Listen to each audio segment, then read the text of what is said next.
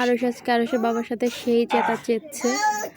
এখন আরসের বাবা আরসকে একটু উস্কায় দিছে, এরপরে তার যাই বকই 360 ডিগ্রিতে মাথার ভিতরে আগুন জ্বলতেছে।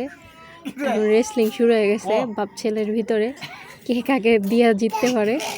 আর ওর বাবার দেওয়ার সুযোগ নেই, ওই একটা নেই ওর বাবাকে দিচ্ছে চর ঘুষি, যেভাবে পারতেছে এইভাবেই দিচ্ছে, কোনো থামাথামি নাই, অনবরত।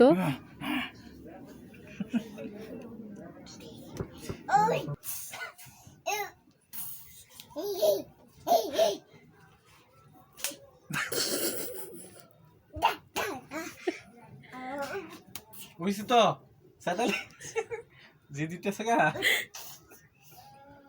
ও থাক থাক যে দিতেছে গা ও